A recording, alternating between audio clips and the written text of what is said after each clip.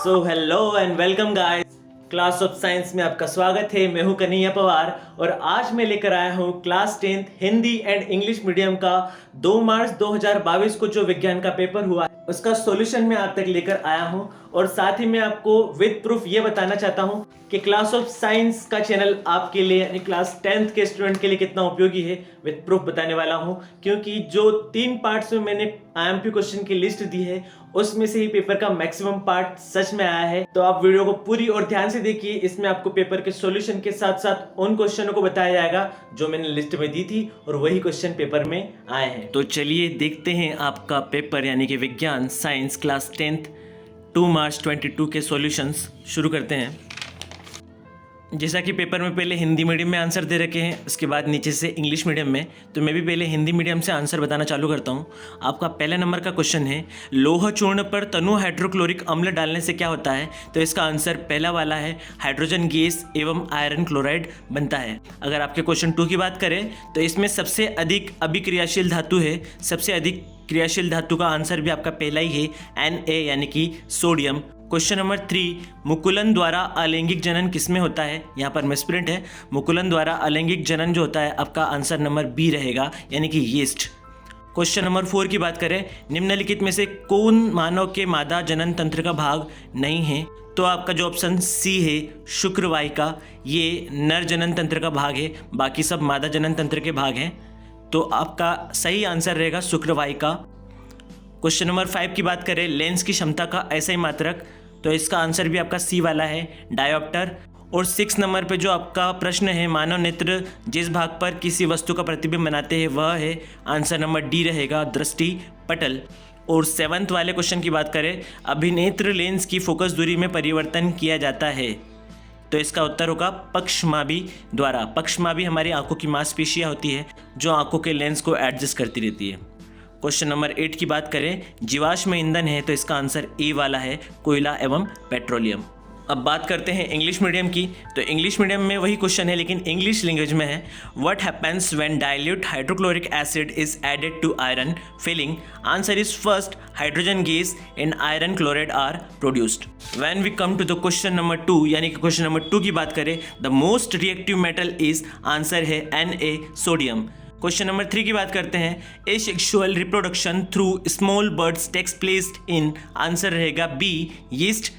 Question number 4, which of the following is not part of female reproductive system of human being? Answer is C vas difference.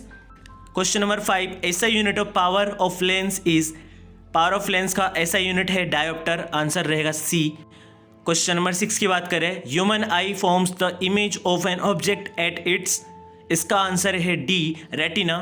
7th question, the change in focal length of eye lens is caused by the action of the, answer रहेगा ciliary muscles.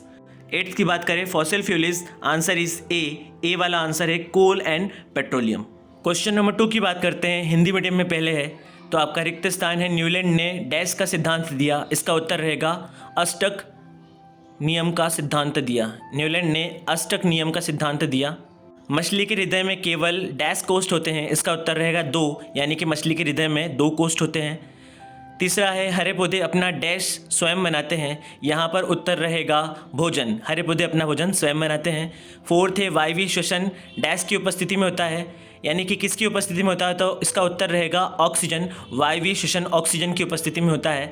5th number का है, dash क्रियाएं medulla द्वारा नियंत्रित होती है, तो इसका उत्तर है अनैच्छिक क्रियाएं, ऐसी क्रियाएं जो हमारी इच्छा के बिना भी होती है वो क्रियाएं, यानी कि अनैच्छिक क्रियाएं मेडुला द्वारा नियंत्रित होती है। 6 नंबर का है, नर युग्मक एवं मादा युग्मक के संलयन को डैश कहते हैं, इसका उत्तर होगा निषेचन।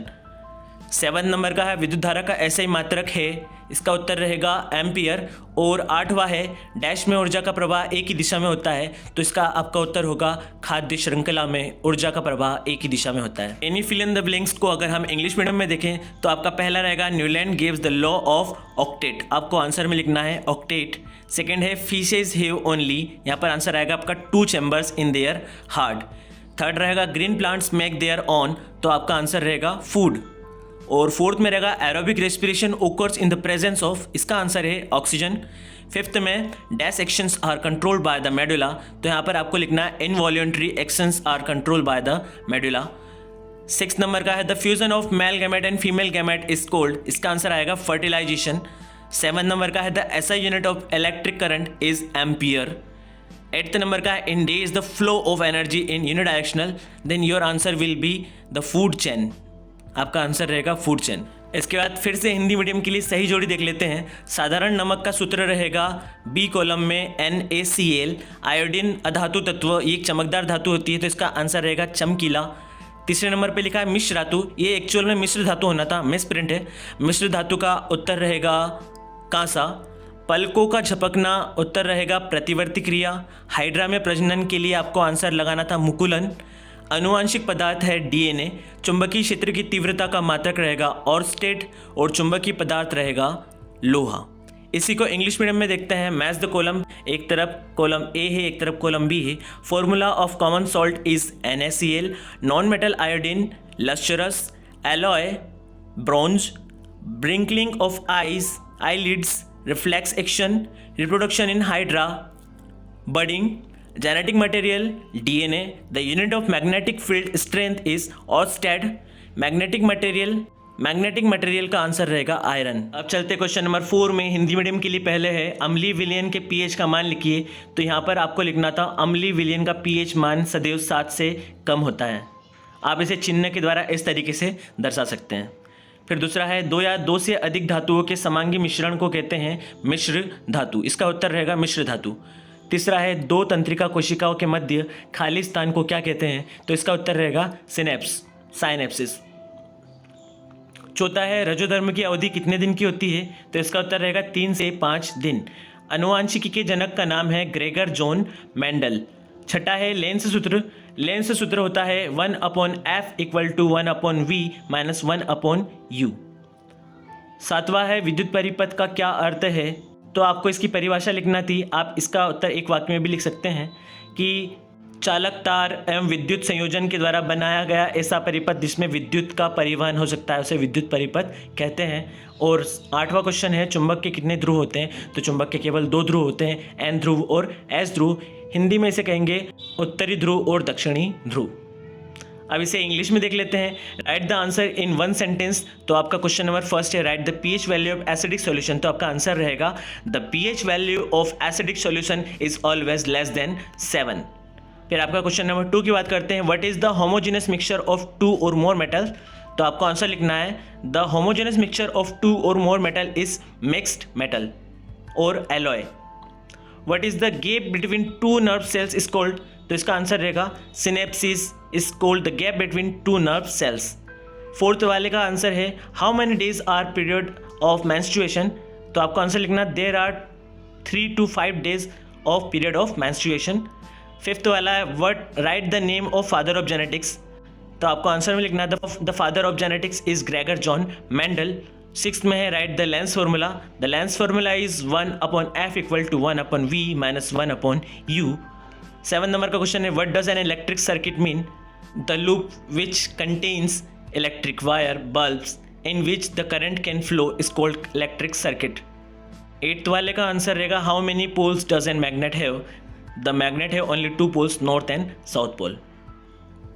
तो ये तो आपके साइंस के पेपर का ऑब्जेक्टिव्स का आंसर एंड सॉल्यूशंस थे।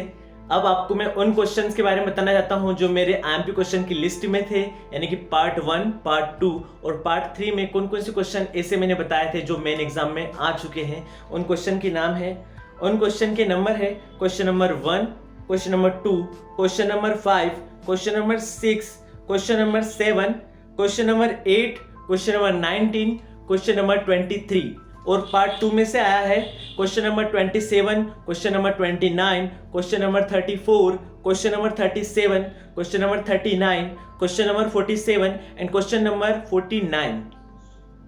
इसके अलावा अगर पार्ट 3 को देखें तो पार्ट 3 में से question number 58, question number 61, question number 66, question number 68, question number 74 और क्वेश्चन नंबर 75, इतने सारे क्वेश्चन जो मैंने आपको IMP क्वेश्चन की लिस्ट बनाकर दी थी उसमें से ही आए हैं और ये वही क्वेश्चन है जो पेपर में अभी आ चुके हैं। मैंने पहले भी कहा था और मैं अब भी कहता हूं कि आप इन क्वेश्चन को पेपर से मिलाकर देखिए, और यही है क्लास ऑफ साइंस का एक्सपीरियंस। मैं काफ़ी सालों से बच्चों को पढ़ाता आ रहा हूं और इसी एक्सपीरियंस की बेस पर आपको IMP टॉपिक्स पढ़ाता भी हूं, सिखाता भी हूं और IMP क्वेश्चन की लिस्ट भी देता हूं।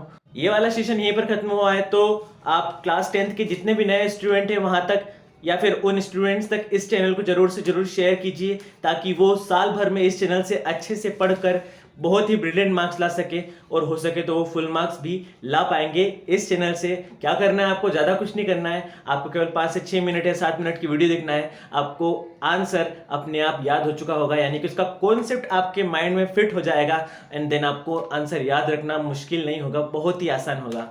और इस तरीके से आपके विज्ञान की पूरी तैयारी यानी कि साइंस की पूरी तैयारी में करवा देता हूं। हमारे चैनल क्लास ऑफ साइंस में विज्ञान के सारे IMP टॉपिक्स का कंपाइलेशन में बनाने वाला हूं।